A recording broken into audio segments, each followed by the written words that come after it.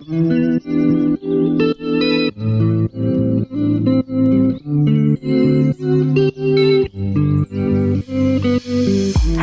and welcome to Youth in Mind Talks, our Voices for Hope series. In this series you'll be hearing about some of the amazing resilience shown by younger people and the professionals that work with them in this time of unprecedented global crisis. From online festivals to peer support projects, this series proves to be both thought-provoking and inspirational. Our Voices for Hope will include conversations from young people, from sector leaders, so from the voluntary sector, and also from leading researchers. So we have lots of voices engaged in this series. So I think that's enough from us. Let's get on with the series. We hope you really enjoy it.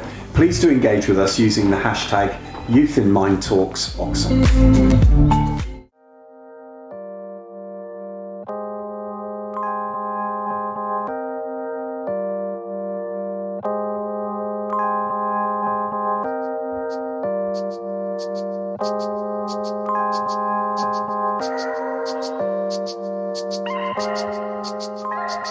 If there's one thing I know, it's not easy being me. But now that I've been told, I know that I can be.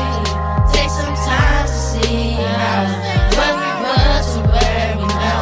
I can achieve, yeah. There's no stopping me, yeah. Black Lives Matter. Welcome everyone. Lovely to be here. So today we are going to have a little conversation about a broad title, which is diversity, inclusion and hope, right? And yeah, that does seem like quite a lot in a sense. But what I think we will probably discover in our conversation is that it can be simple, or it can be simplified, or it can be huge, okay? So I want to just particularly note that the sort of time that we're in at the moment is something where these words, abstract nouns if you like, they're like, an abstract noun is like a huge word that can kind of you know sort of float like a cloud over everything. But we're going to talk a little bit about what they mean to us and also what they can be in terms of like a vehicle coming out of something very difficult or something that's quite life-changing and you know, what we've all been through together, really. Okay, so I'm going to start by just having a little thought experiment about just what diversity actually means, because it's another big word, isn't it? So, and it's used everywhere. Everybody uses it without necessarily, you know, defining it. So it would be good for us to have a collective definition that we're working from here. So if you want to just jump in with any kind of thoughts, what does diversity mean to you? Well, I don't know. I think for me, like the first thing that kind of springs to mind, other than the dance group, obviously, is just like a kind of a range of different things. So it's like it's not everything being the same. It's like having a range of different experiences or different people or different things basically. It's the opposite of everything being the same, I guess. That's kind of how I would see it. Thank you. Hollie, what about you? You've got your thoughts on? Yeah, quite similar. Everyone just being different, nobody being the same, no one having the same situation. Everyone's got a different, even if you're in a similar boat. Yeah, nice. Yeah, it's the same thing as well. Like everyone has a different mindset, which is, I guess, what makes everything different. You know what I mean? Yeah, I mean, for diversity in a general sense is like making sure everything's different. But for me, when I think of diversity, I'm thinking about like in positions of like power and stuff. Like how do we get diversity and stuff like that? That's what springs to mind immediately for me. And it's like making sure every single group of people has representation. So yeah, that's kind of when someone says diversity, it's like how do we make sure positions of power have the different situations that people live in represented. Of course, that's crucial, isn't it? Because you can't really have diversity without the instruments of power kind of also embracing the same thing. So everybody mentioned one word which was common, which was difference. So perhaps we're basically talking about celebrating difference, aren't we? But then with the power structure side of it, it's putting perhaps it's putting value on that difference. So, and that value gives power, perhaps. Yeah. Yeah, it is. For me, I feel like it's celebrating those differences rather than kind of looking at those differences as a difficulty or as a problem. It's celebrating those differences and well, firstly accepting those differences and secondly celebrating them and using them as an advantage, I think. Yeah, quite right. I mean, essentially we are all kind of involved in one aspect or another in kind of situations or arenas where diversity and inclusion, are very much part of the philosophy, I think. And so in terms of moving over to the word inclusion, what does that mean to you? So I feel like we're really kind of like honing in on this a little bit, which is nice. Including everyone, no matter their past, their disabilities, their body, just them, yeah. Nice.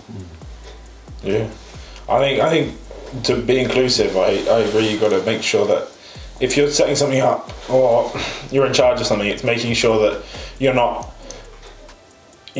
actively stopping someone coming, but also you're not like there's nothing.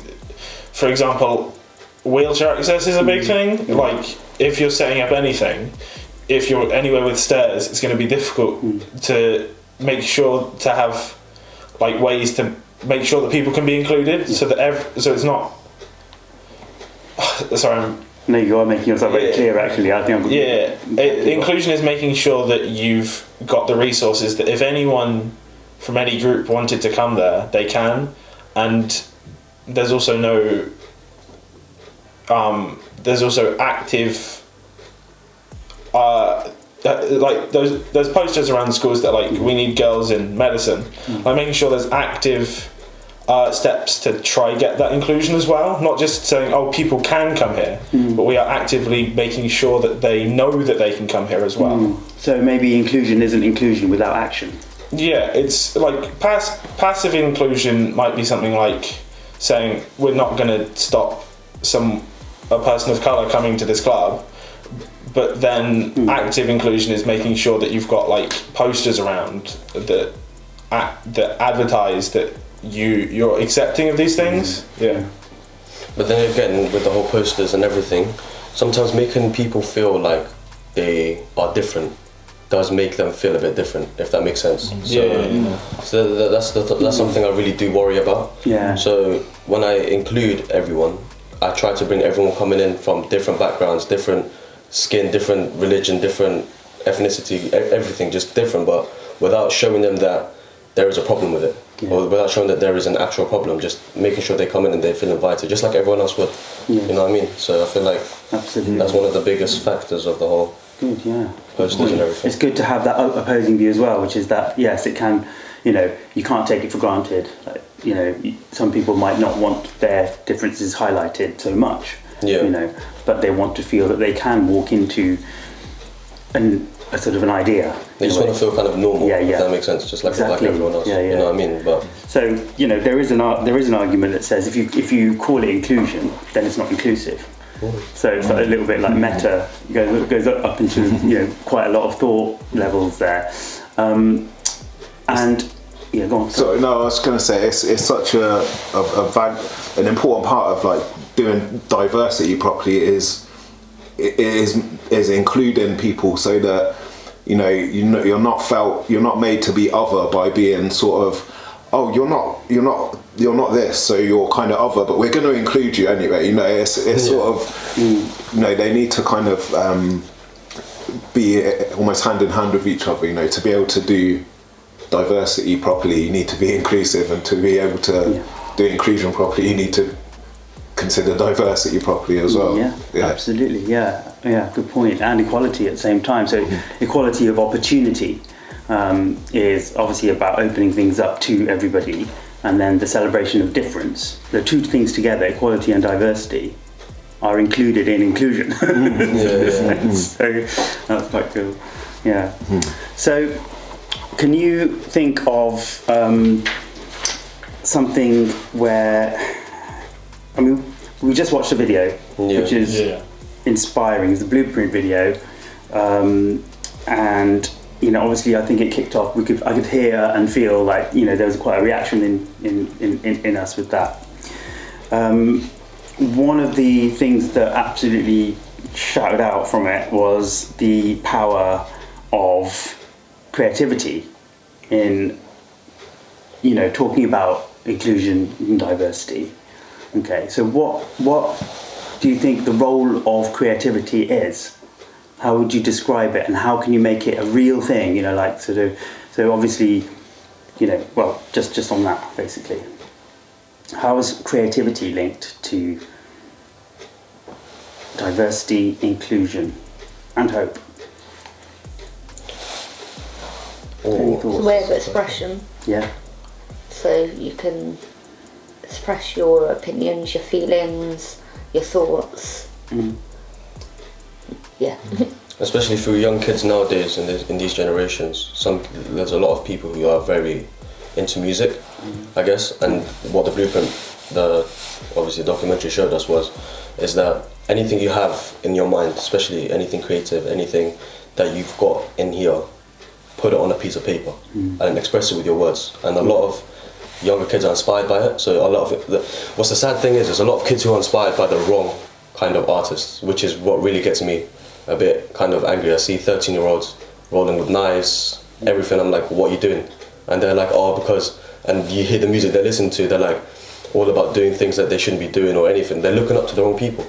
But when I see this, it really shows other people, like grown-ups or adults or whatever, who think music is a bad thing for kids, but we show them different. You know what I mean? We show them that music can always mean a good thing, not always negative, you know what I'm saying? But I mean, as you can see from the documentary, there's a lot of younger kids over there who has made a really good song, but if you listen to the words and meanings, it says a lot about what's going on in the world, how as well they pretty much just realised. And it's good for the upcoming generation, I guess. Ben, have you got anything that you feel you've been involved in recently that's involving creativity but linked to any kind of particular thing to change? Recently, I mean, I've not been involved in many, well, apart from this, I guess. There's not been very many large kind of projects that I've been involved in, mostly because of COVID. But I feel like there's definitely been lots of things that I have done. Like I've been involved in, I've been involved in a podcast talking about LGBTQ+ issues pretty recently. And I think for me, it's important to have the creative outlets, This is from a personal standpoint. I think it's often difficult to express your experiences through just saying your experiences, because I don't think English is great at communicating emotion sometimes. So I think being creative is important for that, because it allows you to try and more accurately express how you feel about things.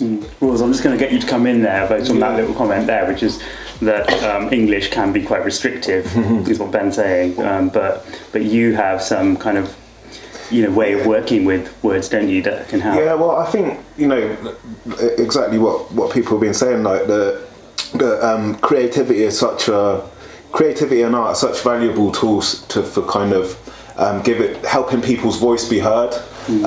So like music, one phrase I quite often use when I'm working with music is like, music is what emotions sound like.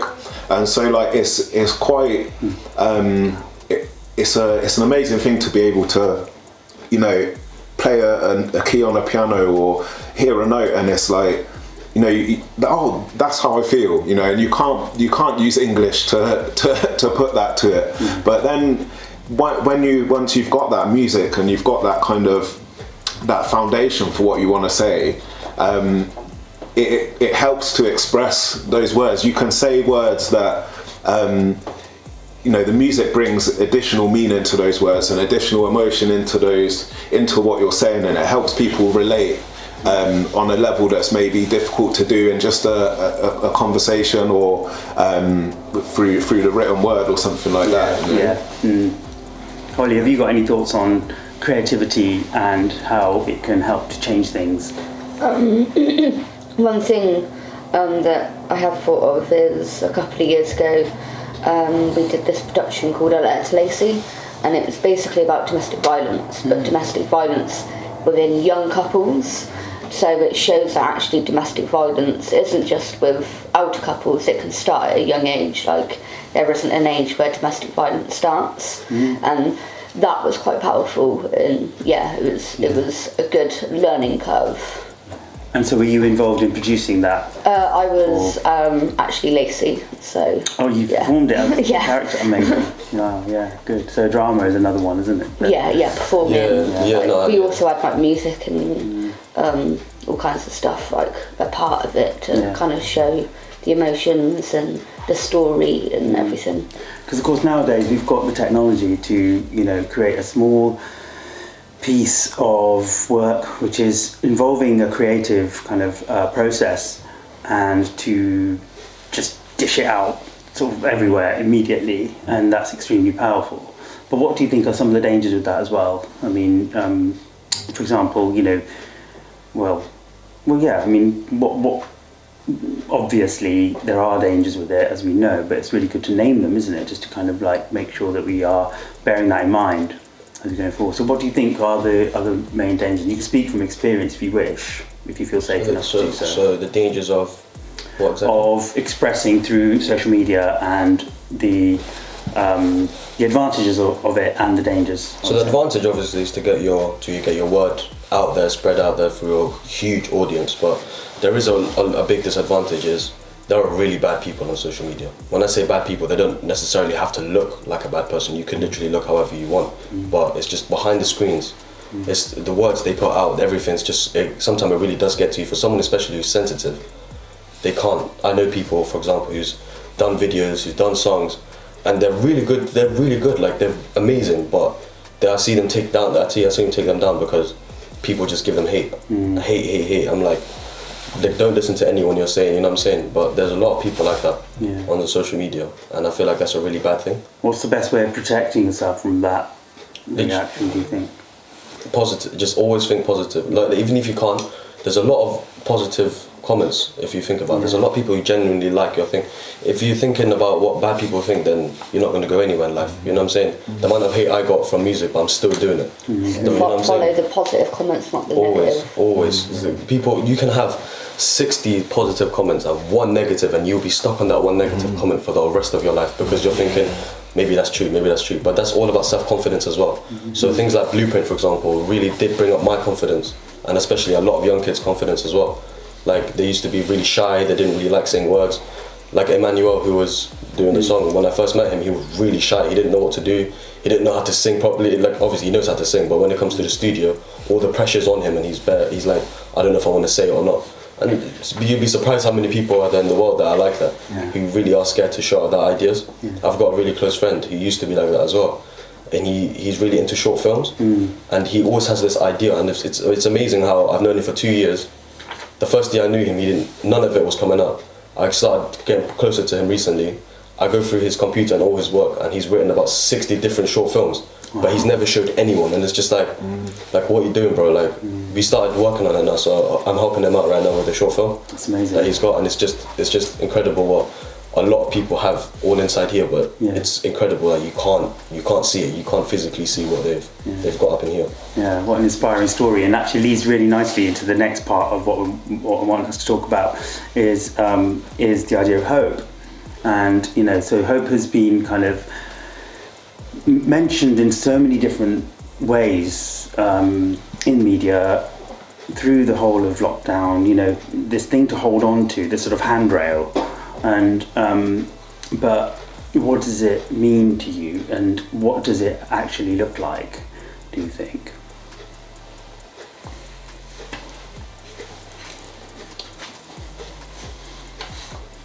Who'd like to just...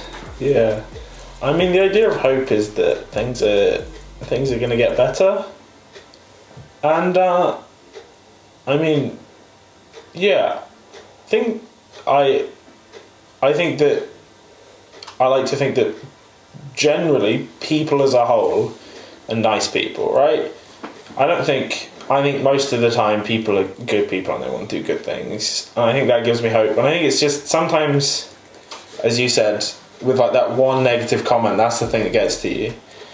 And I think for me, it is difficult to not focus on it. But finding hope is like focusing on that. A lot of people are good people, and it's just some people. There's a lot of good people out in the world, and you can't focus on just the bad people. You need to make sure. Do you agree? Everyone in the world was not raised to be genetically a bad person, and I'm gonna say this facts. Like, no one was raised up to be a racist. They were just taught, which is one thing that's really, really bad. It's the society just teaches us how to become people we are not. You know what I mean? Yeah. And I feel like everything that comes with this, all insecurities, everything that comes in this, every time I think about someone just giving bad comment, I know they're just insecure about themselves, and that's the mindset I roll with. Anyone comes up to me and says your music is bad, and they do music themselves, I know for a fact they're just insecure about their own music. You know what I mean? So it just doesn't really get to my head. I'm like, it's alright, bro, you know what I mean? Yeah. If it's bad, agree to disagree. It's bad, alright, you know what I mean? It's how I've become now, but back then I was never like that. I was always really kind of self-hard about myself. It's because I never kind of showed my expressions to anyone. Like, I would always be just such a quiet person. I'll be sometimes loud because obviously it's just who I am. But yeah, there's sometimes just it's all about. It's kind of about like sort of. Yes, there is accepting that there is negativity, but then also having that kind of that sort of psychoeducation in a way to know where it's coming from and know that it's not real. Perhaps is what I'm hearing. So, and then your reaction to it hopefully will protect you from that, you know, from the negativity. Yeah. So once you understand where it's coming from, like you just said very, very eloquently, that it's not something that people are born with, it's something they learn. And then so that can overcome the negativity and therefore create hope. Does that sound about 100%. Yeah? What about you, Hollie? What does hope mean to you? Like Ben said, like some things are going to get better. Like, for instance, one of my hopes is that one day there will be a cure for one of my medical conditions. At the moment it only affects 2% of the world's population. There's medical trials going on in the US, but they're not available in the UK. So we're hoping that maybe one of these trials will work and we will have a cure and we'll all kind of stop dying. And actually I will be able to grow old and I'll be able to have a future. Yeah, that's my hope, is that I do grow old and have a future and just live life. Yeah, exactly. And you're saying, so you're showing how important that hope is and how much it can mean to people. Yeah. Any thoughts on that, RAWZ? Yeah, I was just thinking that I think you could look at it as like hope is the opposite to fear. So it's kind of, you know, you could live in a state where, you know, you're fearing that they're never going to find a cure for your medical condition, or you could live in the hope that they will find a cure or treatment. So, like, yeah, I think it's that kind of, you know, that optimism, I guess you could almost look at it as. But yeah, I was just thinking, just when I was listening to the three of you talk, I think, yeah, it's the opposite to that kind of reaction of fear. You know, you could be worrying about the negative comments and letting that hold you back, and the fear of getting more negative comments hold you back. Or you could live in the hope that, okay, maybe I'll get more positive comments on my next thing that I do, or, you know. So yeah, I think, I quite like that at the moment, that, like, yeah, it's the opposite of fear. Yeah, nice. What would you say to somebody who was younger than you are now and still at school? There have been a lot of people who obviously were at home a lot of the time during lockdown, but now found it very difficult to go back to school. What would you say to them as a feeling or thought that might give them a bit of hope? So when you say fear of going back into school? Yeah, or to re-engage with their learning or their education. Yeah. Because it's just a very difficult thing to overcome because they've been so unused to that environment. So there's my friend's son. He's having very similar problems. And the way that they're working it is that He tries to go into school in the morning and last as long as he can. For instance, the other week he wouldn't even turn up to school. This week he managed. By the end of the week he was in school for the whole day. But it's just taking those steps so that they're comfortable and they feel safe and they feel happy and going at their pace. Yeah. So with some schools, I guess one thing, because I've been to school, obviously I finished school, but with school, I feel like reasons why some kids would not want to go in is because, in my opinion, the system they do is pretty much, here's this, do this for an hour or so, and just leave it. You know what I mean? That's some schools. I'm not saying every single school, but I know kids who I know kids that are younger than me who doesn't want to go to school because they feel like it's boring. And I feel like in school should never be boring. They should always try and liven it up, always make things better, especially for students with some, like, obviously they need help with a lot of work, or you know what I'm saying, exactly, like, but they don't get that much. They just feel English, especially English is such an important language, and maths. But if you go to the kids now and say, what subjects don't you like, they'll instantly come up with English or maths. But I feel like someone like me, I've got a good teacher. I've had a really good teacher for such a long time, and he was such a happy teacher. He's always giving us fun activities before we start the whole thing, and I feel like that's what a lot of student needs. So that's why I don't blame students who say, oh, I don't want to go to school, because I feel like, who would want to go to school? It's pretty much prison, you know what I mean? You can't leave unless you're told to leave. You can't go to the toilet until you're told to go to a toilet, you know what I'm saying? It's all just like that, which make kids like, you know what, that's my freedom gone, you know what I'm saying? See, I was the opposite. I loved school because that was my chance to get away from my foster carers. I could be with my friends. I could do what I wanted. Like I was saying earlier, my school was quite, like, they were supportive and they stuck through me no matter what, but no matter how naughty I was, there was no punishment. Like, I could just do what I wanted, and I think that's why I enjoyed school, because I could go to school, see my friends, go to my lessons, do what I want, and that was far better than being at home with my foster carer. So somebody might have kind of allowed that to happen because they perhaps were someone who understood your situation, perhaps, and was not going to come down hard on you because they understood you. So maybe what I'm hearing is that maybe we require people who, in order for us to have hope, we need sort of role models, don't we? Perhaps, or people who hold that hope for us, and that we can kind of move towards. Essentially, I think.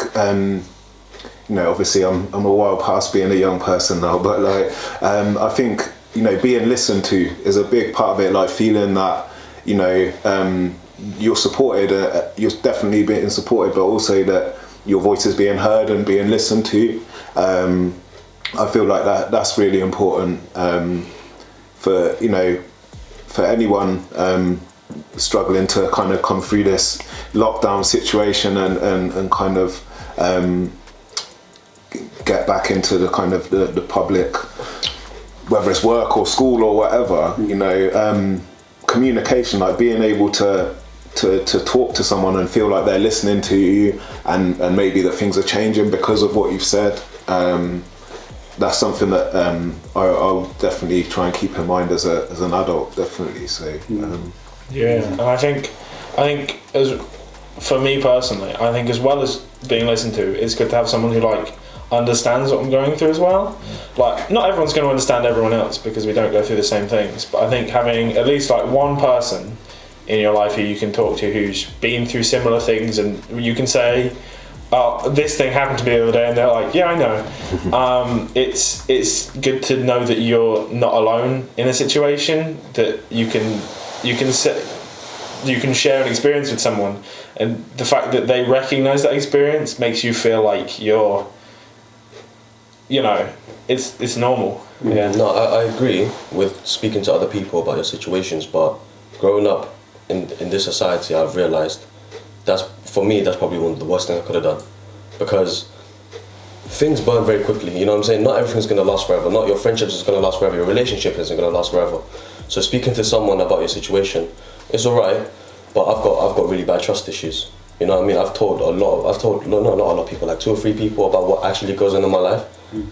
I don't see them again. And it's not even just that, it's that I hear behind my back that other people know the situation now. Which is, how do they know the situation? You know what I mean? So with this whole thing, the only people I kind of trust is pretty much my family, because you can replace friends, you can replace your best friend, you can replace your wife or your daughter. Sorry, not your daughter, sorry. I meant to say like your friends, you know what I'm saying? But the one thing you can't replace is family. Whether even if you have a blood transplant, you still can't replace the fact that that's still your family member. So the people I speak to is my sisters. I've got 3 sisters. And I speak to all of them every time I've got a problem. Sometimes they don't understand, but so I turn to music. I turn to music to express my feelings, express the way I feel. Therapy doesn't help me. I'm telling you, I've been through a lot as a kid, growing up into this generation. What do you think are the barriers with therapy helping? Because obviously it's designed to help, isn't it? Yeah, therapy is designed to help, but sometimes some people really do feel intimidated by them. I used to feel intimidated by therapy because one thing they would first start doing is ask questions. I'm like, slow down real quick. You know what I mean? Like, we can maybe just get off from that subject for just a tiny bit, just to get my mind. It's again what Hollie was saying earlier about doing it at their own pace. Like, I was supposed to leave CAMS when I was 18. I'm 26 now, and I'm still with the person who I got put with when I was 11 because of the trust issues I have. She knows, like, from her mouth, she will not pass me on to adult services because she knows as soon as I go over, I'm just going to be a brick wall and it's going to be starting from the very beginning again. And what they did with you was wrong. Like, you shouldn't be going in with questions. Like, mine sat me down, kind of. We went through a life book. We went through the things that I like. We went through what my family life is and what my home life is. And then she slowly kind of, after a couple of months, then started to ask questions and then kind of worked her way in. Yeah, she definitely helped me, but I think that's because she went at my pace and didn't go full force and go questions. No, I feel like it's because they look at me and they think, oh, this guy's big, he's a big strong man, he knows what he's talking about, whatever. You can take it. But deep inside, I can't. Like, it's you go through too much to the point where you're sat there, you're like, do I really want to give you these answers? Sometimes I even lie to their face. I'm like, nah, that never happened. Or nah, I don't feel like that, I feel fine, But, so I was going through such a bad time of my life because I don't know if you guys know, but I got stabbed. I've got stabbed by the wrong people. I didn't know them, I didn't know who they were, but they obviously knew me. And this is where social media really gets into danger. Okay. People can know you through social media from what you post, not from who you are, because your social media is pretty much highlights of yourself. You know what I'm saying? You only post the good things. You would never post the bad things on there. So when people look at you and they feel like, oh, this guy is living his life or whatever, doing his thing, they feel like, you know what, I'm gonna go ruin it for him. So they did. So would you say that your outlet for this wasn't therapy, but it was actually through your creativity, which you were talking about earlier? So exactly. So since I got stabbed then, first thing they did to me was, oh, we need to get you therapy. I'm there like, I don't need therapy. Like, please just leave me alone. I need alone time. I need to sit down. I'm not scared. I'm not like at all intimidated by the fact I got stabbed. I'm intimidated more. I went home. My mum collapsed on the floor. I have 3 sisters. One who's 10 years old. You know what I mean? We never let them see any horror movies or anything, and they see me come home with all of that. You know what I mean? So that really did have an effect on my head. So instead from kind of going to therapy and everything, I was introduced to Blueprint, which is what they took me in, and they're like, you know what, we're gonna do. We've had close conversations. I told them a lot of things that I know I can trust them with, and this is where music gets into I'm an entrepreneur as well, so I make my own clothes. So I started my own t-shirt brand called Culture, and it's pretty much just about diversity and everything. So just all into one word, just culture, and the slogan is the life I live. Amazing. And it was like a t-shirt, so it's like it sold out so quickly. You know what I'm saying? It just sold out so quickly, and it's just like just to go off what you was just saying. This that, like, I think you're saying something which actually, like, I'm kind of only just starting to learn now at my age, which is that, like, you know, and I found it myself as music as a form of self-guided therapy. So it's like I started writing lyrics when I was like 13, 14, going through some tough times at home and stuff, and you know what I was doing then, not realising that I was doing it, but I was actually kind of giving myself therapy through writing my lyrics down and through writing down what's going in my head and looking back at it and thinking like, oh yeah, I didn't realise that I was thinking that, or I didn't realise that situation affected me in that way, or whatever it was. it was actually like a form of therapy, as a self-guided therapy. That wasn't someone else coming and asking me questions and you know, trying to open me up in certain ways. Or in an uncomfortable way. Or it was me asking myself questions and then answering them, you know, and having that kind of like almost like an internal dialogue with myself, and that's something that I still practice now regularly, you know, that since I was 13, 14, 15 years old, I've been doing that, and I think that's something that's really helped me kind of be someone who now, you know, I can be sat and have this conversation with you and you know, and think and talk about all of those things. But I think definitely, like what we were saying earlier about creativity, and what you're just saying there as well, like it's definitely, it's a form of self-guided therapy that 100%. It's really helpful. How interesting, what a good take on it. And also, you know, even if it's not, for somebody who's not musical or doesn't have any particular, you know, area, would you say that it was accessible to them to also have a self-guided therapeutic thing? It's what they're comfortable with. I know people who really enjoy therapy. I know people who he doesn't like music, not into music, none of it, acting, none of it, but they really do love talking to people. And I feel like, as a friend, I'm 100%, like, you tell me something, it will stay between us, you know what I mean? A friendship or therapy, like I said, which is whatever they're comfortable with. They don't like music, it's up to them, you know what I'm saying? Best thing you could do, if you don't like therapy or anything, just write a diary, you know what I'm saying? Just talk about your day, how's your day been, or whatever. Just ask, like we said, asking yourself the questions and answering them yourself. You don't necessarily have to come up with the answers. Sometimes it takes years for it to come up with answers, you know what I mean? Not everything has answers to it. There's a lot of questions that are still out there. It's like, what's going on? But only you, as a person, will know the answer. No one else will know the answer. You know what I mean? Like, I couldn't tell you what your favourite colour is, but you know what your colour is, you know what I mean? You know what your favourite colour is.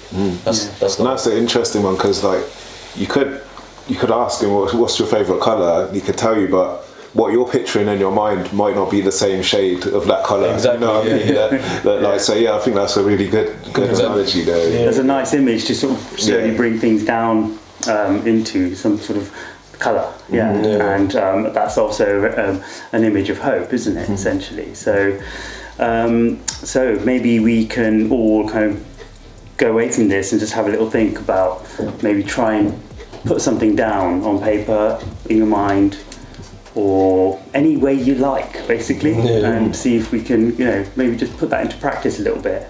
Do you think, should we do a little kind of unsaid agreement on that? Okay, so thank you for taking part, and it's been really enjoyable talking to you all. So thank you. Appreciate it. Thanks for listening and joining in, and no matter what your feedback is, please do join the online conversation using the hashtag YouthInMindTalksOxon.